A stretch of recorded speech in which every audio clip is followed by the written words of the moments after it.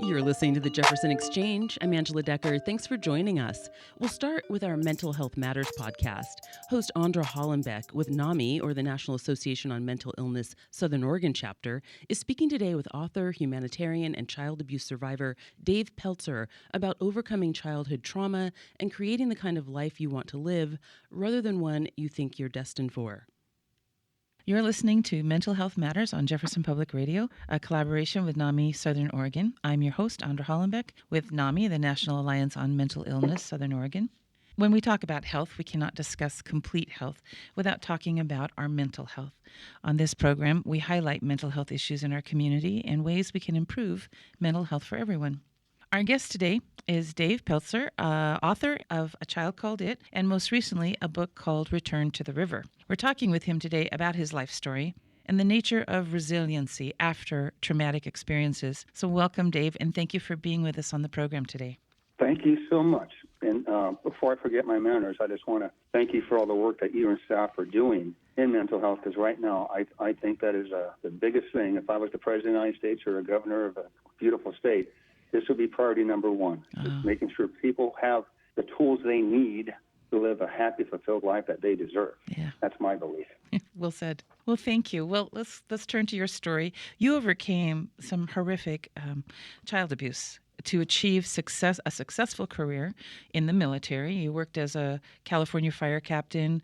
You received multiple awards for your public service, and you've published 9 inspirational books, many of them that made the New York Times bestseller list. So your life story is an amazing one. But for people listening who may not know much about your story, would you just give us a brief context of sort of these early events and then share how you were able to overcome this initial trauma? Well, it's kind of there's so much depth to the story, particularly now that, I'm at the back nine of life. You kind of figure out, wow, how lucky I am. I was considered at one of the biggest child abuse cases in then California's history that went on from like age 3 to age 12, and I was suddenly rescued in a sense by my teachers and school nurse and the principal. It was looking at it now, it's very sad, because in psychology, as you know, hurt people. Yep. And my mother was, of course, my antagonist in a sense. And looking back at her life and, digging as much as I could, she was raised in an era that women didn't really have a voice or a lot of rights in Salt Lake City, Utah, and was learned to keep your mouth shut, bear it as deep as you can, get married, have kids, and everything will just kind of, settle. Right. But cancer really never sleeps. Cancer is always there in one form or another. And for whatever rhyme or reason, she selected me as her target child because she was psychologically constantly berated and beaten up by her mother. Right. Even as an adult, you're doing this wrong, you need to do this, you're going to hell in a handbasket, blah, blah, blah, blah, blah. Yeah. And he sought solace with alcoholism or alcohol. And then you look at how she was raised in Salt Lake City, Utah, back in that day, Depression era, World War II, Day of Wine and Roses, per se. And one thing led to another. And it got to the point that I was isolated to exist in a basement, had no contact with my family. I was a family slave. It just became like the movie Jaws. It just kept going, dun, dun, dun, dun, dun, and kept just blowing up. Yeah. And it was very, very, looking at it now, very, very frightening. And part of it was luck, surviving. But then, as I know, that children are, primarily resilient. They find a way to make something happen.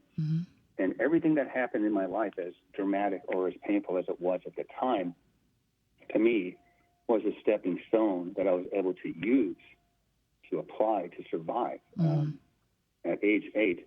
And we know that's 90% of our psychological makeup, who we are, our place in the world, how the world sees us, how we see the world, was formed in the first 8 to 10 years. And I was burned on a gas stove with my arm. And my brothers were at a Boy Scout meeting. My father was a firefighter, was working this 24-hour shift. So I was home alone with my mother. We premeditated this situation. And for some reason, I was so scared of her killing me. She wanted me to physically lay down on the gas stove and burn for her. And I just, up to that point, I believed, oh, my mommy is sick. If I do all these things that she wants, if I chase her approval enough, she might wake up, or I might be good enough to be one of her children again. Mm-hmm. That just evaporated, and through a stroke of luck, I remember looking at this kitchen clock. It read 10 minutes to 4. My siblings would come home from the Boy Scout meeting precisely at 4, so I had to find a way to steal time so she wouldn't kill me. Mm-hmm. And one thing led to another. I took a lot of hits, but basically psychologically all of us have taken a hit in our lives, and you just find a way to either mend yourself or get out of the situation. She heard my brother come home from the meeting just before 4 o'clock, throw me down the stairs where I lived, and for the first time, I purged. I cried. I let it all out, like vomiting psychologically, and I realized I can't change the situation externally, but inside I'm going to have to do something. I had in-flight emergencies with the Air Force. I've been in very great situations as a fire captain. And yet, with all the training, you think of that one thing, and 90% of the time, that's maybe the right decision. At least you're doing something. Mm-hmm. So, I want the listeners to write that down. Do something. Yeah. Take action. And I remember my arm had blisters from the palm of the hand to the bicep. And I raised it, with my little Boy Scout pledge, my fingers, like a V. And I made a promise that was very simple. It was, from this moment on, I'm not going to quit. From this moment on, I'm going to give everything my best shot. Mm. And it was very painful to do that, obviously. And I kind of tell people, always remember where you come from. Maybe you're having a bad day, but it's only a bad day. Mm-hmm. Make it a better day tomorrow. You have more better days. And people, I think in a sense, COVID humbled us all. It leveled the playing field. It was non-discriminate. Didn't matter how rich you were, poor you were. Didn't matter who you were, where you came from. And every day that we don't have COVID is a great day. Yes. Every day our kids come home from school without a massive shooting is a good day. Mm-hmm. And I really believe this holiday season, because people were traveling so much this Thanksgiving, they want to get out. Mm-hmm. They want to socialize. They want to see the light parade. Mm-hmm. They want to feel that, it's because we had little, now we have a little more. Right. So and probably searching for that. Food. Probably searching for that connection too, to reconnect with other people, because that COVID. Well, and even as a society, whether it's the neighbors or the family and friends, or just going out, and looking at the stars and not having too much fear behind you. Mm-hmm. Because fear is the ultimate killer. Terrorism is not about what I'm going to do to you. Terrorism is always about what you think I may do to you. Hence, whether it's a medical situation or a divorce. You want to stay ahead of it. And that's what I did. I would steal food when she didn't feed me for 7 days. I had to learn kinesiology at a very young age, how to form into a ball. Or I had to play mental chess thinking, okay, she did this last week. She hasn't done this one torture thing to me in a while. I have to prepare myself. And that was a major stepping stone. You just do what you have to do for the now. For the now, For the now. And you have to. The one thing I've learned, and, I study psychology. I study beautiful people, Robin Williams, Walt Disney, Harry Truman. But then I also study people that are not so good. Timothy McVeigh, the Oklahoma terrorist, whatever. Or, I've studied bin Laden. And I'm always looking for what was the trip switch in either direction. So what I try to say is things come about in small things. And sometimes you would be overwhelmed. Hence, we see in society today people flipping out in a sense and doing horrible things they never even contemplated, 3 or 4 years ago. Right. So this one situation led me to other situations, and I just had to think my way out of a lot of things. Hence, resilience. Resilience, right. So this is Mental Health Matters on Jefferson Public Radio. I'm your host, Andra Hollenbeck with NAMI Southern Oregon. I'm speaking today with Dave Pelzer about his most recent memoir, Return to the River. And I kind of want to come to that book now, because you revisit in many ways your most recent book is sort of a revisit of some of these experiences that you had as a child. and you overcame them, but then you went back to those to really kind of dig deeper into them, it seems like, at least in this book. You had to show quite a bit of vulnerability. I can imagine that must have been sort of a challenge to have to come back and revisit some of these things that had happened to you. And how did you manage to find the courage to be so vulnerable? You're being too damn sweet to me, all right? I wouldn't call it courage if it's not either stupidity or I'm a sadist, I don't know. But I will say that when I write, I always feel like I'm a movie director, and it's very, because if you look at a child called It was written by an 8-year-old boy. Uh-huh. That's why it's very graphic. It's very fast-paced and very visual because that's how, young boys are. Uh-huh. And I always write, and there was a scope involved. And when I did not, and here's the joke, I hate writing. Okay. I'm the worst writer in the world. It takes me 9 hours to scribe one simple paragraph of 3 or 4 sentences. Because I look at it at the angles, again, a director, I'm doing the lighting, the pace, the scene. What does this one sentence mean? Mm-hmm. It's a thread that we're going to connect down the road in a sense. And for me, Return to the River was non-planned.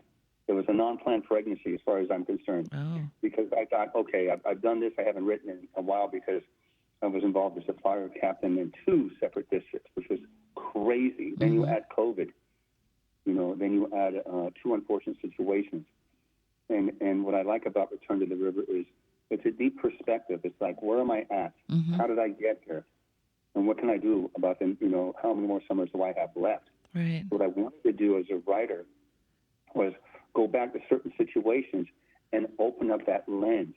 Because there's a beautiful, yet it's a horrible scene, because we get the question, why did your mother flip out? What made her crazy? Mm-hmm. And there's a couple scenes in the beginning about my grandmother just screeching on the phone to my Mm-hmm. mother as an adult. I remember that, yeah. And my mother, no makeup, her hair's all sloppy, and the sweat of her, just sitting there, not moving, and taking those hits like a bad boxer, Mm-hmm.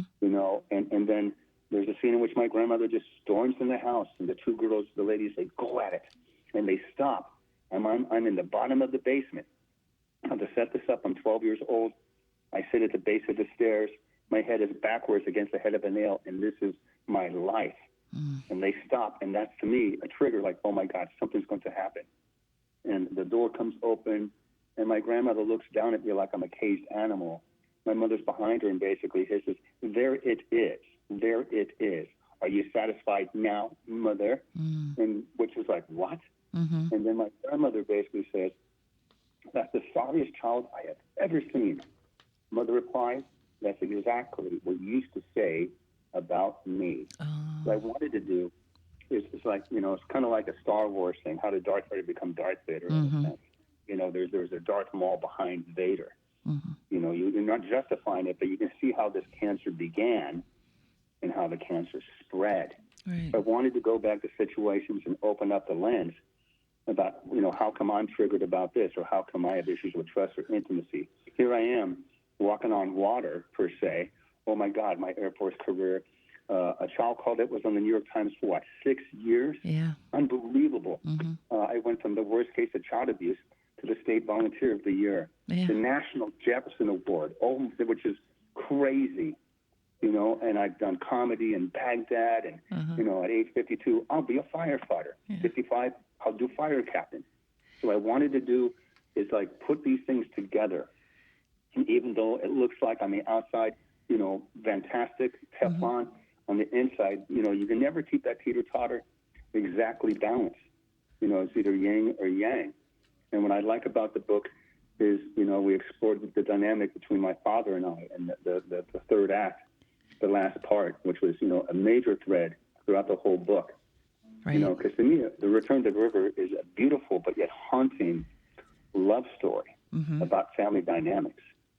And it's about taking inventory and trying to have a different path. And at the end of the day, okay, I screwed this up, or this didn't work out. Now what? At the end of the day, I always tell people, be happy with where you're at the moment, and be happy for who you are and what you can possibly be.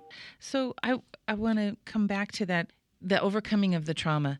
It seemed like that's something that you were taken out of the home. You were given the support that you needed. But even with all of that, there's still that residual trauma that you seem to have to kind of keep coming back to. And so I want to talk a little bit about what are some ways that maybe that you might advise people to when they have trauma in their lives, and everybody has some level of trauma, some more than others, but when we face these kinds of situations, our inclination might be to shut down, not talk about it. But for what would you recommend for people when they're when they're having these triggers from past traumas? What approach should people take to overcome that? Well, I think part of it is, and I'm trying to, keep this in a soundbite, but it's basically the first thing is, one, give yourself permission to, work through it as best you can, to identify it. Because, again, all of us, 9/11, I thought, oh, my God, it was a simple accident.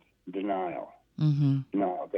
That's the first thing. That's the automatic reflex of any animal, in a sense. Like, what? No, it's not what you think. Yeah. And then, of course, we have the anger. We bargain. We get depressed. And finally, okay, I've got stage 3 cancer. Okay. Now what? You accept it and move on. But give yourself the permission to kind of work through this as best you can. At the same time, if that's not working the way you want it to, get professional help. When your car is broken, you take it to get serviced. Oh, okay, we got this fixed. It's a computer chip. It's not what you think. You're not feeling well. Well, let's go see the doc. Right. And I think, if you need, you get your head cleared up, talk to someone. And I'm kind of like a first responder when it comes to counseling. I'm the first on scene. It's going to be bloody. It's going to be messy. But I'm going to put you in the psychological ambulance so you can get better treatment. And I hate when people, they have a therapist for 30 years, and the first half hour is, oh, my God, did you see that new movie? Oh, my God, what about this? What about that? No more foreplay. Just get to the work. to it. Get to it. And if you've got really good therapy, it's like you're a boxer. When you leave, you're crawling. You're feeling something. You're given a homework assignment, and you have to do the work. I love great food. I'm a foodaholic, okay? No one makes carbonara like me. It calls for half a pound of bacon. I'm putting 3 pounds into that baby. So what I'm trying to convey is, know your limitations, work through it so you can be happy.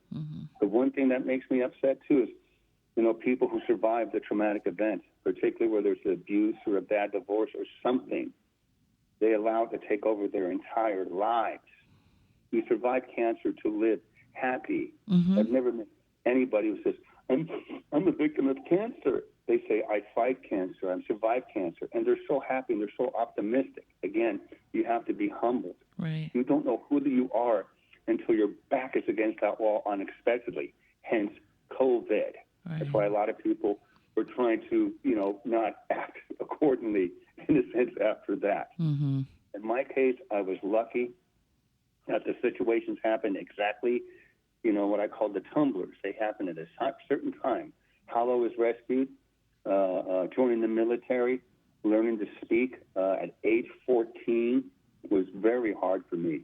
But now you just can't shut me up. And now at this age and stage, I'm just so grateful for the life that I've been given. And I'm just trying to kind of pay it forward in a sense. Because I will say this nicely, and I'm being very gentle on this. The days of the ass clowns are over. The professional motivational speakers who've never walked an old lady across the street, never helped out a homeless person, particularly during COVID, are over. We need common sense advice. We need to take control of our lives and be happy with the time that we have left. And to me, it's that simple. Yeah. We're all damaged. We're all broken. Yeah, and you've dedicated your life to helping others help themselves. Yeah. So this obviously was a part of your recovering from trauma. Can you speak to that a little bit about how helping others helped you? Well, it's amazing. I just read a report because I study everything. They said the most healthiest thing that a person can do is step out of their little shell, and be less judgmental. but do random acts of kindness. I know it sounds simpleton. That's why when I get calls and, oh my God, no one loves me enough, I don't have enough millions, I say, all right, take a plane and go to Yemen. Let's visit the Gaza Right. Strip. Put comparisons there. Let's go to Detroit, please. Because there's always a story out there. And I say again, with trauma, it's like the jet. I remember flying, and with the new co-pilots, the instructor pilots would mess with them. And the instructor pilot, he was smoking a cigar in the cockpit. He says, all right, Lieutenant Andra, what the hell are you doing? Are you flying the jet, or is the jet flying you? So it is a perspective, and it's a daily thing. I have to watch what I eat every day. I have to exercise every day. I have to keep my mind clear, and I have to be, hopefully optimistic. Some days, you know what? Okay, I'll take an extra dish of pasta, but I'm going to have to work it off tomorrow. So there's a perspective, and it's taking a certain amount of control. Right. So it sounds like you use a little bit of like that kind of that self-care. Yes. For yourself, you have some self-care strategies that allow yourself some latitude in some points, and then also kind of saying, no, in order to take care of myself, I might have to challenge myself. Yeah, and of course, I used to love doing the Tom Cruise Mission Impossible things, and I've done them. I've done them. Oh, my goodness. Being on the road 300 days a year, 16 hours a day, solving problems, or physical things, or like, again, being a firefighter at age 52, that's just stupid crazy. But at the same time, as my golf instructor friend says, man's got to know his limitations. As humans, we have to say, okay, I can't conquer this. I'm not Napoleon. And at the same point, I'm not going to dedicate or waste my time to that, per se. Right. So it's almost like, okay, how many more summers do I have left? Now, what do I do with my time? I think Jack London said it perfectly. What did he say? My goodness. Life is about living, not existing. I shall not waste my days. I shall use my time. I always tell my young firefighters, live a grand adventure to tell a great story. Yeah. Life should be an adventure in a sense. So it is about self-care, and it is about doing for others, and it makes you feel. It's almost like how great we feel in Thanksgiving. We help someone out, or a program I have is I do 3 nice deeds a day every day. I make people laugh every day, and I try to kind of like move this forward, whether it's giving homeless people socks or giving them a lunch or something like that, and it makes me feel like, God, I'm so damn lucky, So it is about perspective every single day. Okay. So, well, that's wonderful. And looking ahead, what are your kind of hopes and aspirations for? You've talked about, you have this limited time. Do you have some ideas or some aspirations that you're going to be looking? Well, my next goal is I want to be a developed ambassador of goodwill. Whatever knowledge I have, whether it's speaking or doing fundraising and so forth. Supposedly they're going to make the child called it into a movie, but the actors strike, whatever kind of slow that down. But I think for me, the biggest thing, and it's going to be a hard challenge for me, is just to just take care of myself. I kind of feel like Obi-Wan Kenobi. I fought the Clone Wars and the Jedi Knight thing, and I'm just kind of like slowing it down and taking it easy. And I study people, and there was a series called Arnold about Mr. Schwarzenegger. And it's a 3-part series that I recommend everybody sees. First part, bodybuilding. We know that story. Second part, the acting thing. And the third part, it talks about his life now. And there's a scene in which he just gets choked up. He says, wow, I really screwed this up. I should have done this differently. And I have to live with it every day. And then he says, you know what I've learned? Life is about moving, so stay busy and keep moving. Winston Churchill, when you're going through hell, you just keep going. Because as a firefighter, we have a saying, the world is always going to be on fire, but you don't have to respond to every call, and you don't want to be the fuse to ignite it further. So I'm kind of taking a step back, enjoying my beautiful grandson. He's 4.5. We get in trouble all the time, and when we get busted by his parents, I pointed at the kid like, hey, man, it was his idea. I don't know what you're talking about. I'm not being grounded. So it's just, I want to stay busy and help out. At the same time, I'm kind of just rolling it back a little bit. Yeah, I sure. can no longer run 5-minute miles anymore. Right. I can't carry 185 pounds of gear going up a ladder in a structure fire. I just can't do that. So I'm just I'm still settling, because I had an unexpected divorce that I didn't see then, but I can see now because, I was out saving the world rather than working on my marriage that I should have done. And it was my mistake. And I hate to admit that, but it's the truth. And the one thing I've learned, and this is important for your listeners, is to take ownership of what you did, but sometimes more importantly, what you didn't do. Your inaction is just as important as your action. Okay. And, and then I'm trying to give myself permission to say, okay, it was the love of my life. I want her to be happy, but I'm okay too. Right. That's a good lesson. Right. Yeah. Yeah. Taking that responsibility and ownership. That's awesome. Yes. Well, yes. I want to thank you for being with us today, Dave. Your story is fascinating. You have some great ideas for how all of us can handle those traumas that come up in our lives and how we can keep going. And I just love what you've been saying. So we have been speaking with Dave Pelzer, author and advocate for resiliency after traumatic experiences. I'm Andra Hollenbeck. You've been listening to Mental Health Matters on Jefferson Public Radio. Thanks for joining us. For more information about NAMI Southern Oregon, you can visit our website, namisouthern.org, or email us at info@namisouthern.org. You can find this and other programs at jeffexchange.org or subscribe to this podcast on Apple, Spotify, or wherever you get your podcasts.